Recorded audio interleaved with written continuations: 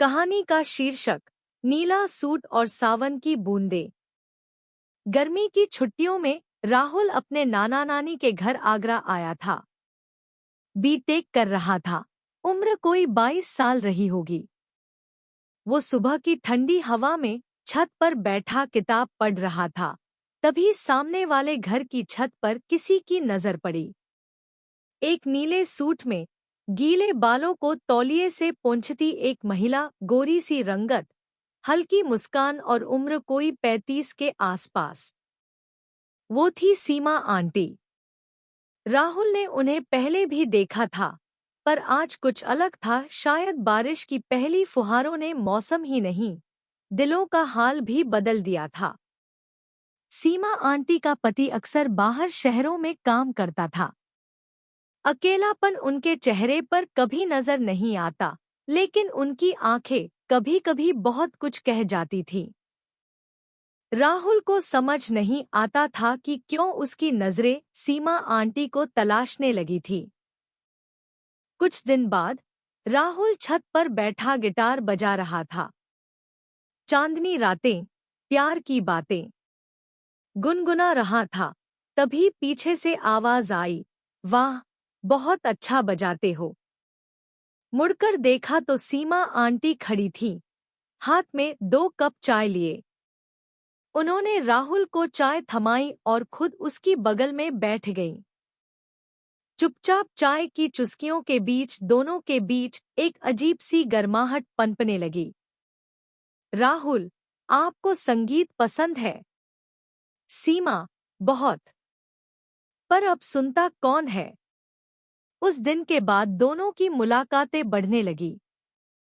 कभी छत पर, कभी सीढ़ियों के पास, तो कभी किताबों की बातें करते करते आंखों की भाषा में कुछ और कह जाते। एक शाम जब बारिश हो रही थी, सीमा आंटी ने राहुल को अपने घर बुलाया। बिजली चली गई थी। मोमबत्ती की रोशनी में उनका चेहरा और भी निखर आया था। हल्की सी साड़ी में लिपटी वो जैसे बारिश का हिस्सा बन गई थी। सीमा, राहुल, क्या कभी किसी से ऐसा जुड़ाव महसूस किया है, जो कहे बिना भी सब कुछ कह जाए? राहुल ने कुछ नहीं कहा, बस उनकी आंखों में झांकता रहा। फिर एक लंबी खामोशी के बाद सीमा आंटी ने उसका हाथ थाम लिया। उस रात बारिश थमी नहीं, और न ही उन दोनों के बीच की भावना। समय थम गया था, बस दिलों की धड़कनों की आवाज थी और बाहर सावन की बूंदें। सीमा आंटी की उंगलियों की गर्माहट राहुल की हथेली से होते हुए दिल तक पहुंची। वो एक पल के लिए जैसे सब भूल गया, उम्र, समाज, रिश्ते। बस उस एक क्षण में एक सच्चा जुड़ाव महसूस हो रहा था।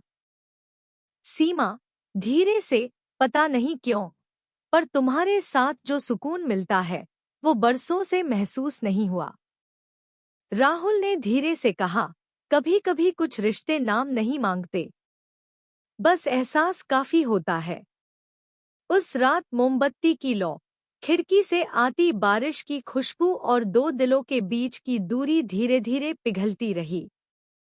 कोई जल्दी नहीं थी, कोई हड़बड़ी नहीं। वो एक दूसरे की उपस्थिति में खोए हुए थे। अगले कुछ हफ्तों तक राहुल और सीमा की मुलाकातें एक खूबसूरत आदत बन गईं। सुबह की चाय, दोपहर की किताबें और शाम की खामोशियों में जब नजरें बोलने लगीं, तो दिल खुद ब खुद जुड़ता चला गया। लेकिन हर प्यार की राह आसान नहीं होती। एक दिन राहुल की मौसी ने बातों बातों में कहा, सीमा बहन कुछ बुझी बुझी सी लगती है। उनके पति तो अब सालों से बाहर हैं।